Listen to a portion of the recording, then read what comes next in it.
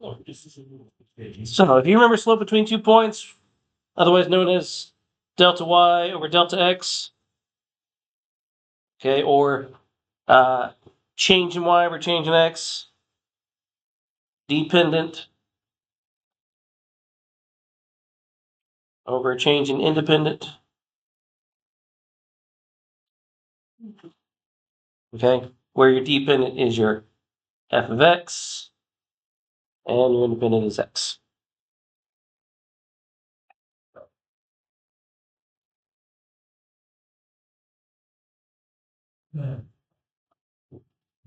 Now, since derivative is slope, the units that we're going to use for derivative will always be your units for your f of x.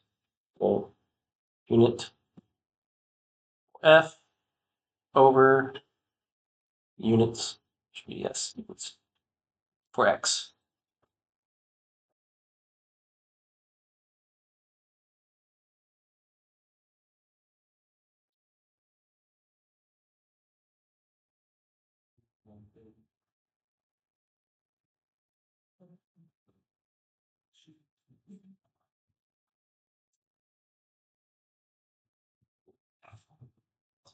Again, because the derivative is the slope, if the derivative is greater than 0, that means the function is increasing.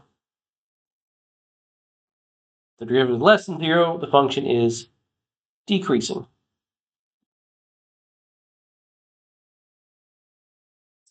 And we'll deal with that even more in Unit 5. Unit 5 is all about graphical representation of derivatives and second-order derivatives.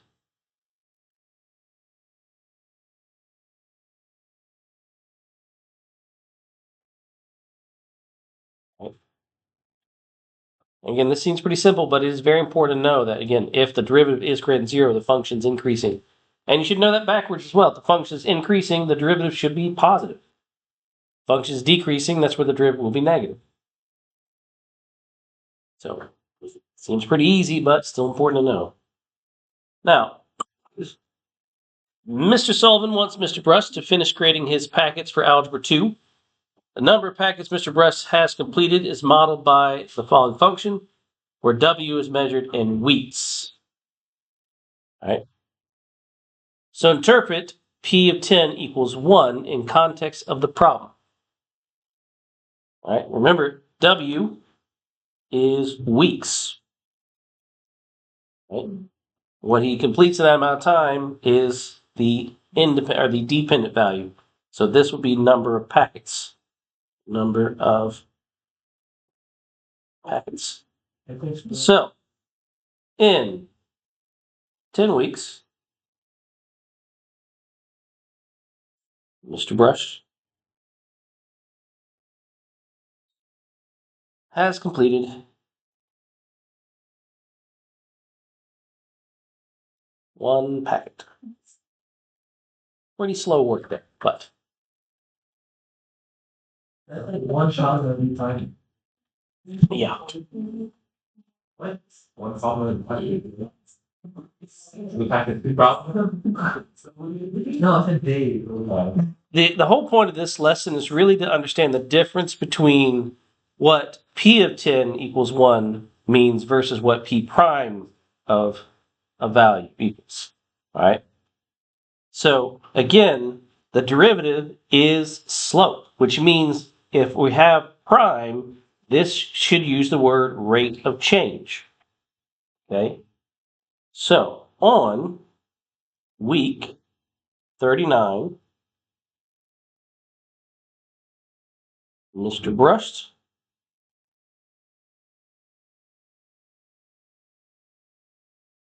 is making packets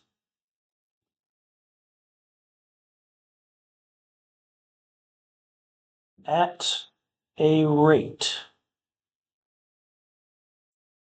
of 4 packets per week.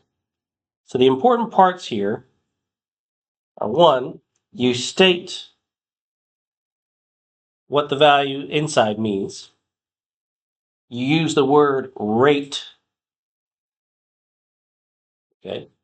And you have the correct units.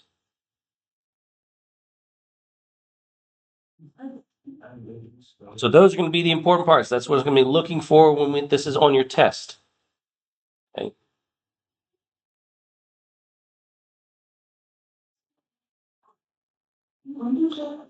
Now, you do have to be careful in some instances because some functions themselves are already a rate, such as velocity. Function for velocity is already a rate. So, the rate at which Mr. Kelly's buying baseball cards per year is modeled by that function, B of t, where t is measured in years. So again, this is a rate function. So this is a rate function, which means this should be a rate of change. So on the third year,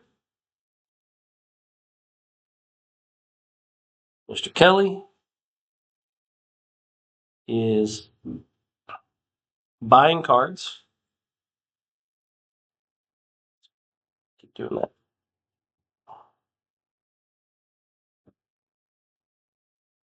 At a rate of 150 cards per year. So again, we need to see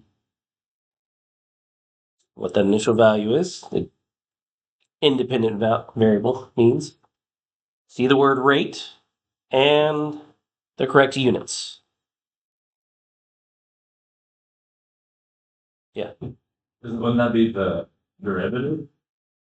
This is a rate function. The derivative is a rate function. But this is already a rate function. Just like if we gave you velocity function, velocity is a rate function. Even though velocity is a derivative of position, we also have a derivative of velocity, which is acceleration. So same concept, if we have a derivative of this function, it's a rate of a rate. So acceleration is a rate of a rate. Now, that means if we do have the derivative of a rate function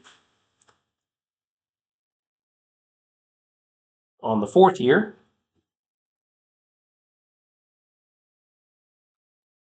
the rate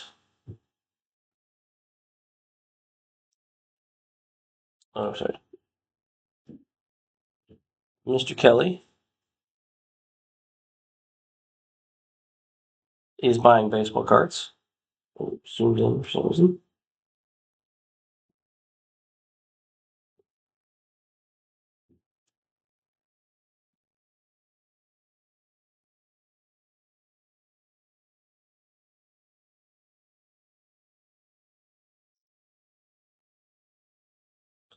Is increasing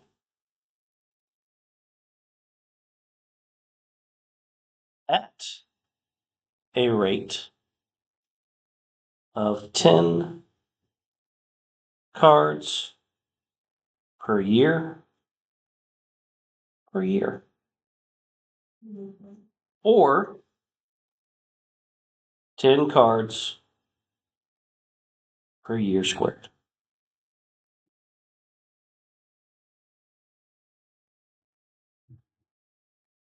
So again, for this, because this is a rate of a rate, we do need to see again that value, the rate, whether it's increasing or decreasing at a rate.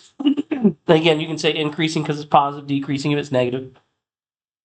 And again, the correct units. Now you can either use double the F unit, or you could write the F unit squared.